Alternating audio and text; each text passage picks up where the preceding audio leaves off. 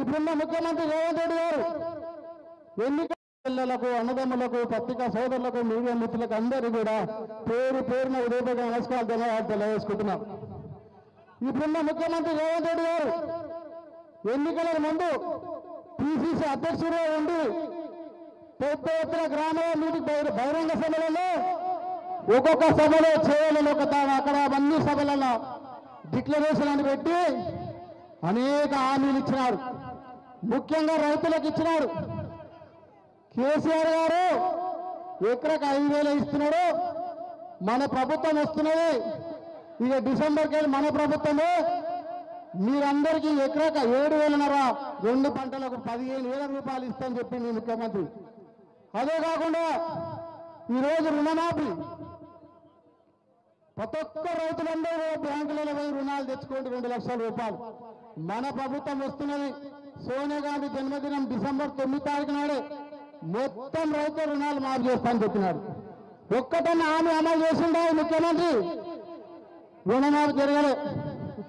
Example సొంత నియోజకవర్గం కొడంగల్ తీసుకుంటే ఒక కోజీ మండలం ఉమ్మడి మండలానికి సంబంధించిన లెక్కలు గతంలో రామన్నకి ఇస్తే కేటీఆర్ ఒక భవన్లో చెప్పినాడు.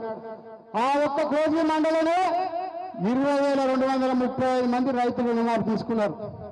అక్కడ జరిగిన రుణమాఫీ ఎంతంటే 8,645 మంది రుణమాఫీ జరిగింది. అంటే 35% కూడా సొంత నియోజకవర్గం కొడంగల్లో కోజిలో కూడా జరగలేదని మీకు అందరూ తెలియజేసుకుంటున్నాం.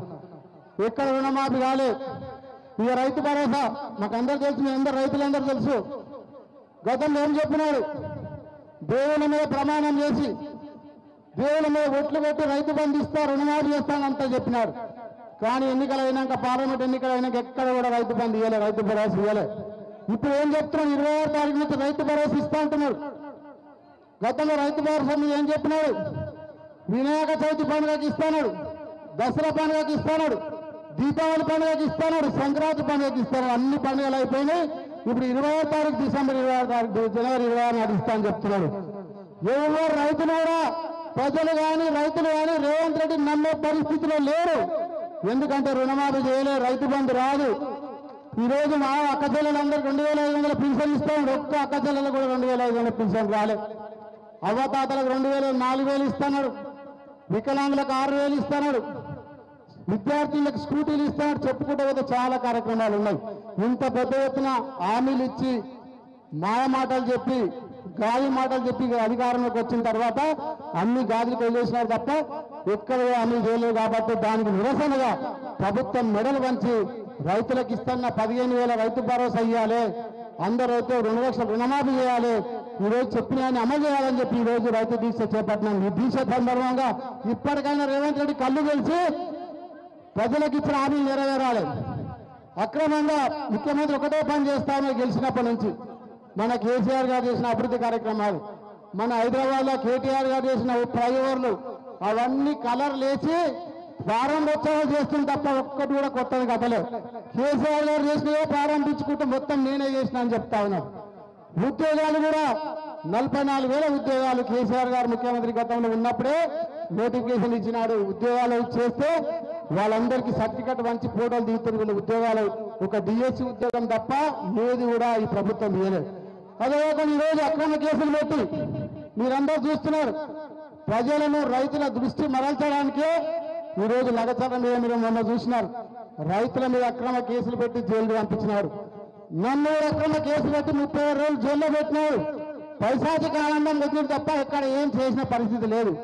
సొంత రైతు కొడంగల్ నియోజకవర్గంలో ఆయనకు ఓటేసి గెలిపించిన, ఆయన ఓటేస్తే ముఖ్యమంత్రి అయినా ఆ రైతులను తీసుకుపోయి బేడీ లేచి జైల్లో పెట్టిన ఘనత ఈ రేవంత్ రెడ్డికి దక్కిందని చెప్పి మీ అందరూ తెలియజేసుకుంటున్నాను. ఒకటొకటి టీవీ సీరియల్ లేక ఒక్కొక్కటి ప్రజలను చూపించి మభ్య పెడుతున్నారు. లగచర్ల ఘటన అయిపోయినాక అల్లు అర్జున్ తీసుకొచ్చింది. అల్లు అర్జున్ అయిపోయినాక మళ్ళీ కేటీఆర్ గారి మీద కేసు పెట్టి మొన్న అక్రమ కేసు పెట్టి ఈరోజు మభ్య పెట్టి ప్రజల దృష్టి మరల్చినట్టు చేస్తాను తప్ప ఒక్కటి కూడా హామీ అమలు చేయడం లేదు. ఇప్పటికైనా కళ్ళు వేయించి రేవంత్ రెడ్డి గారు ప్రజలకు ఇచ్చిన హామీలు కానీ రైతులకు ఇచ్చిన హామీలు అమలు చేయాలని చెప్పి తెలియజేసుకుంటున్నాను.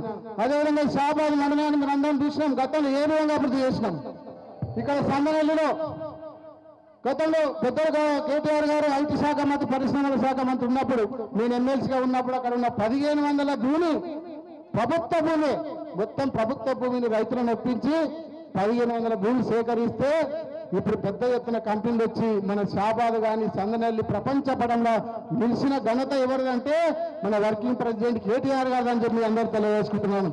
షాబాద్లో చూసినారు 20-30 లక్షలకు ఎకరం ఉండే, సందనల్లిలో ఇండస్ట్రియల్ వచ్చిన తర్వాత 3 కోట్లకు ఎకరం షాబాద్లో పలుకుతుందా మీకు అందరూ తెలుసు. అట్లాంటి డెవలప్మెంట్, అట్లాంటి అభివృద్ధి మన ప్రభుత్వం చేస్తే ఎక్కడ అభివృద్ధి చేయకుండా కేసీఆర్ గారిని కేటీఆర్ గారిని కేసు పెట్టి భయప్రాంతులకు గురి చేసి ప్రభుత్వం ప్రయత్నం చేస్తారు. ఇప్పటికైనా మానుకొని ప్రజల మీద దృష్టి పెట్టి అభివృద్ధి కార్యక్రమాలు చేయాలని చెప్పి కోరుకుంటూ ఇంత పెద్ద ఎత్తున ఆదాయమైన ప్రతి ఒక్కరికి కూడా పేరు పేరున ధన్యవాదాలు సెలవు తీసుకుంటున్నాను. జై తెలంగాణ, జై కేసీఆర్, జై కేటీఆర్.